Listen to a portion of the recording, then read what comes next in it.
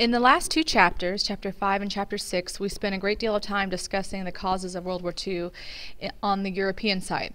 However, something that's often overlooked is what role Japan was playing in the Pacific to cause the Pacific side of World War II. We all know that Japan attacked Pearl Harbor on December 7, 1941, which officially brought the United States into World War II. But Japan had been acting in the Pacific long before Pearl Harbor. So in this chapter, what we're going to discuss is what role did the Japanese play in starting World War II, and how did the Americans react to what the Japanese were doing? And ultimately come to the conclusion, was it the Japanese that were responsible for starting World War II in the Pacific, or was it the Americans' reactions to what the Japanese were doing? Today we're going to be looking at different views on how responsible Japan is for the war in the Pacific. And so if you look on the screen here, you can see that one question that you might get asked on paper 2 is, to what extent was Japan responsible for the Pacific War? And World War II, it's complicated because it covers so much of the globe, and we pretty much break it down into two main theaters. Some break it down into three, depending if you add Africa to the European theater. And if you separate them, you have the European theater, the African theater, and the Pacific theater. So we are turning our attention to what was happening in the Pacific, which our country was hugely involved in after Pearl Harbor. So let's look at how different people have viewed the responsibility factor for the Japanese. If you look on page 129 and 130 of your book, you can see these different arguments that historians have made for what responsibility Japan should be assigned for the war. The first view is similar to Churchill's assessment of Hitler, and as the fact that he saw Hitler as the primary reason for World War II, and that Hitler had deliberately set out war plans and was aimed to take over the continent of Europe. The first view mentioned here, if you look on page 129, basically says the same thing about the Japanese, that they had deliberately planned a war from as early as the early 1930s, and that the Emperor of Japan was huge in the planning of the war. Emperor Hirohito is who I'm speaking of. And anything that they did on the surface to look like they were negotiating for peace and wanting to not intimidate or threaten other countries was just a show. It was just to buy them more time and to get other people off guard, to not realize what Japan's true motives were. So view number one is that Japan is definitely responsible for the outbreak of war in the Pacific, and that it was all deliberately planned and calculated. Historians like David Bergamini, are historians that have this type of view, similar to Churchill's with his view of Hitler. The main reason for this view is the motivations. Japan was set on conquering an empire in the Pacific, and we already know from World War I, one of the key reasons that they entered on the side of the Allies in that war was so that they could have an opportunity to gain possessions of the Central Powers in the Pacific, such as the Shandong province that Germany had once held, and other islands also. And because of that, they wanted to continue with these expansionist aims, similar to how Hitler and Stalin had expansionist aims for their country as well. So that's the reasoning behind this viewpoint, is that Japan had a clear motive in starting a war, and it would end up with them, if they were successful, in obtaining a great deal of territory throughout the Pacific, which would gain them an empire that they were so desperately seeking. View number two about Japan's responsibility in starting the war is pretty much suggesting that the Japanese were doing the same thing that European powers had done previously in previous centuries with imperialism, that it was really no different, and they were just copying that model.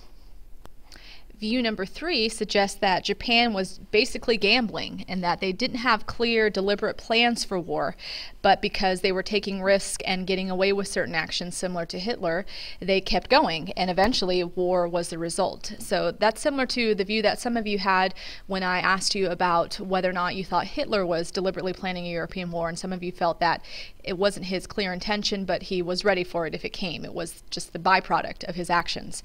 So that's what view number three says, along with the idea of what's called a co-prosperity sphere. That's kind of the spin that the Japanese put on it anyways. They were basically saying that they were willing to share prosperity with other Asian countries throughout the Pacific region, but a lot of people feel that that was just a cover-up. It was just a nice term to use, a co-prosperity sphere.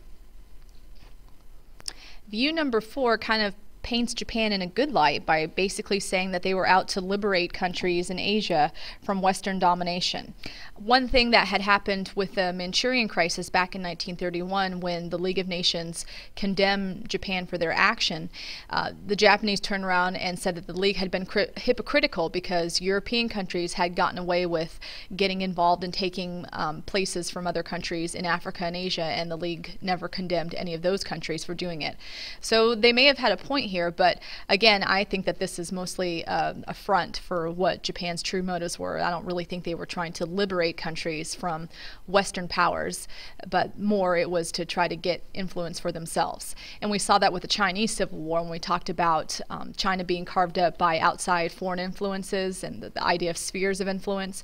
The Japanese were right there with Britain and France and the United States taking pieces of China for themselves. So they might paint themselves good in this view, and historians that believe that are, to me, kind of naive. But that is a view that's out there about what Japan was doing in the Pacific. Finally, the fifth view is kind of connected to the fourth view. It goes along with that idea of spheres of influence that I had mentioned with view number 4, and that because the Japanese were out to gain a sphere of influence, they felt that they were being provoked by other countries like the U.S. who were trying to prevent them from getting a sphere of influence, and that so they were fighting a defensive war in the end against American actions to prevent them from getting this sphere of influence. So you have to decide for yourself as we go throughout this chapter, which of these views about Japan's actions do you most likely believe? Just like I asked you to nail down what you feel is the most probable cause of World War II in the European side. A major contrast in discussing the causes of war in the Pacific from the causes of war in Europe is the fact that people like Hitler and Mussolini stood out as clear leaders of their country, whereas in Japan's case, they did have an emperor, Hirohito, but he was not seen as the clear leader of the country. In Japan's government, they had an emperor, but they also had a series of prime ministers, which we'll be looking at in class, the different prime ministers throughout the decades of the 20s and 30s, and their actions and what they were doing for the country of Japan. In the end, when the war tribunals were held on the Pacific side, Emperor Hirohito was not held clearly responsible for the actions of his country, and that just shows you that he wasn't even seen as the clear leader. But how much of an influence he had on the prime minister's actions and the public opinion of the Japanese is another story that we'll be discussing in Chapter 7. If you look at page 130, you can see a timeline of events with the Japanese and the actions that they were doing going all the way back to 1853, which, if you're familiar with U.S. history, is when Commodore Perry visited Japan and basically threatened them to open up and begin trading with Western countries like the U.S. We had sent a series of gunboats to Japan to kind of show off our naval supremacy, and that's when Japan started interacting officially with other countries around the world and getting away from the isolationist actions that they had taken prior to that. You can also see things that we've discussed with World War I, like the Versailles Treaty, and things leading up to World War II on the European side, such as the Washington Conference about disarmament. You can also see issues with the Chinese Civil War that we spent a short unit on prior to the World War II unit. The next thing that we'll be looking at in class is the background of the Japanese state, looking at issues from the 17th century all the way up to the 20th century, so that you can see the development of this country and how they grew from being completely isolated, ruled by shoguns and in a feudal form of government, to a major power to be contended with. The biggest reason for this change in going from isolationism to world domination, or at least a quest for world domination, was the idea of foreign involvement, which started back in the 1800s.